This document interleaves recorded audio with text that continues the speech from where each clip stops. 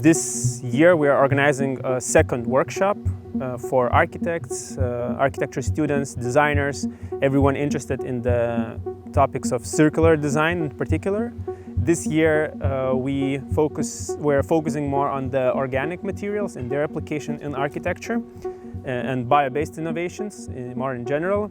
And this is why we are also naming our workshop this year Decompose to Grow.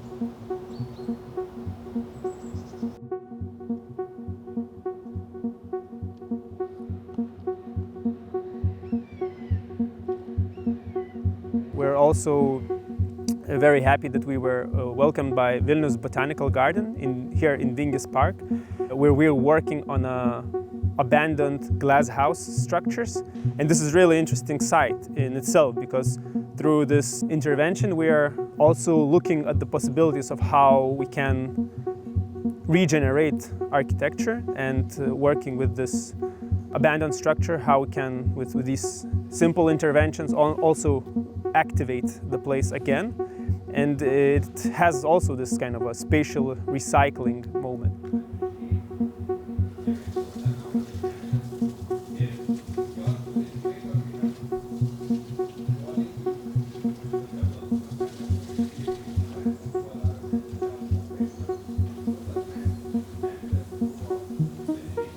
So this whole concept is coming from the book Cradle to Cradle, which says basically that only biosources material won't fix the climate change issue that we are living right now. And it's always with the combination of these two spheres that we will be able to actually save the world.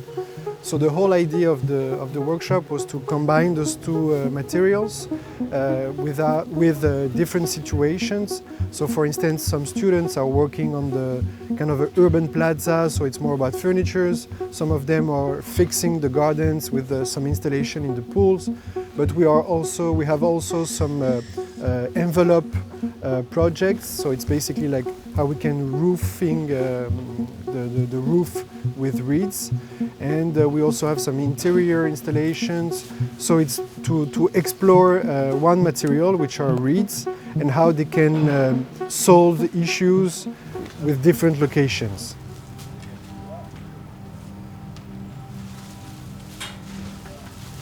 One of the most interesting aspects in architecture, how we can bring back this notion of experimenting and working with the materials, finding ways how they can be applied, because maybe we have a lot of supply and we can really pick various materials from a catalogs. But then there's also a question, what is the reason behind this? Why we want to engage in these global supply chains? Maybe instead of importing the stone from China, we can look for alternatives that are more local. But also it's important to understand that through designing buildings you empower certain techniques, certain knowledge flows or material flows to happen. So in this workshop, when we picked the reed as a material, we were also very aware that it comes from also local context.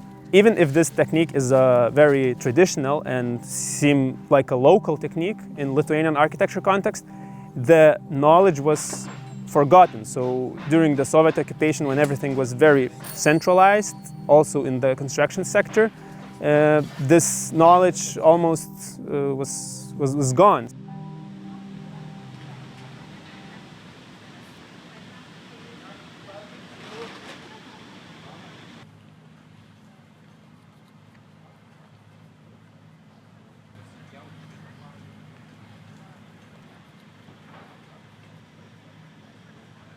So we think it's really important that students put their hands on materials. It's not only about drawing and thinking about a project, but it's also doing it. Because when you start doing a project with your hands, you start to think of how you're going to assemble things, how you're going to put things together. So we think it's really important for them to actually put their hands on the materials and to use different to combine it with different materials such as cement, such as aluminum profile, and they can see the potential of a material. How does it How does it hold? How does it stand? Is it fragile? Is it hard? So we think it's really important that they use their hands because in architecture school it's often only drawing, and we think that those workshops are actually an opportunity to work with their hands on the material.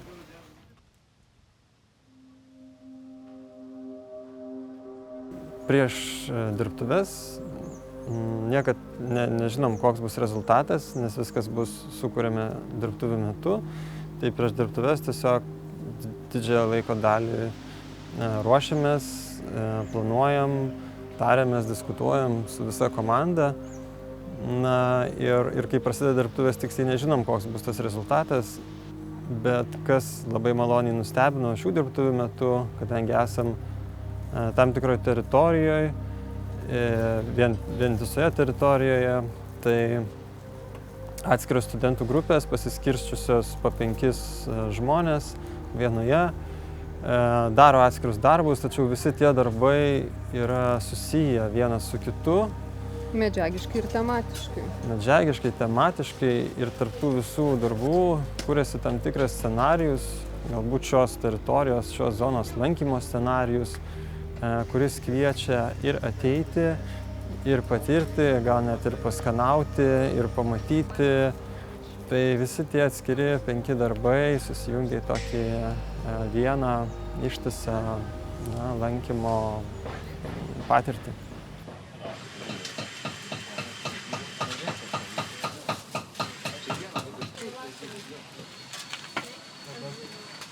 We started sketching. We did a lot of sketches and trials and just tried so many techniques, how to work with it, what to do with it. And then this week we actually started like really hands-on working with it. And it was pretty intense. Everyone in the team was motivated to finish it and we did it. And we're quite happy. Also, first time working with this material, but I guess not the last one. So it was pretty interesting. Our objective was to make this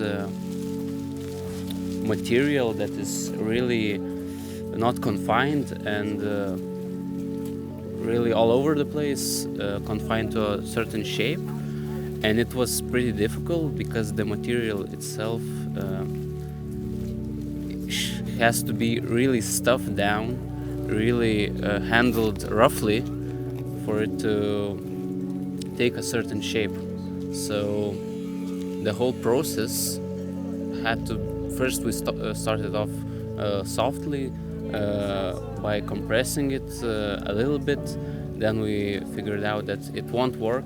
You need to really make it tight and make it stable.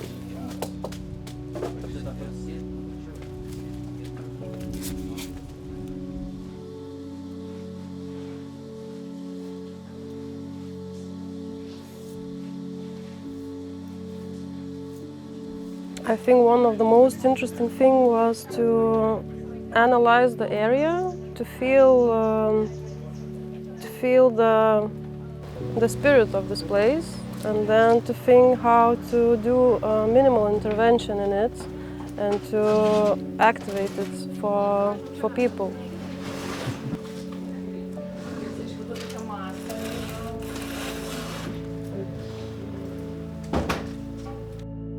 As architects, we were interested to opening up new perspective, and with really tiny, almost microscopical design, having in mind the scale of a garden, we opened the horizon of the river, which is really close, just by the fence surrounding this garden.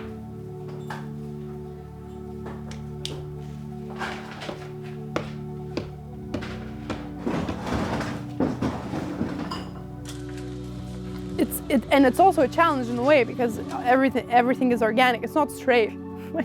It was such a difficulty to cut it straight, and we didn't manage it. Then you also have to get used to this idea that things are not perfect, and that's okay. And maybe that's the way, like, you should embrace it. It's not only about straight lines, straight corners, and that's it.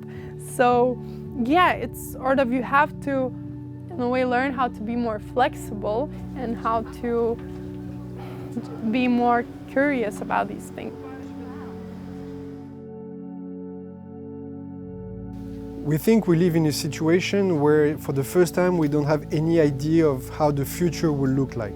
So I think it's really important to actually look at what happened in the vernacular architecture, because it was kind of obvious that we had to use a material that we had around. So it's really exciting for all of us to see how each intervention not only activates a different space within this farmer glass house structures, but also how each group chooses a different property and the quality of the material and work with it.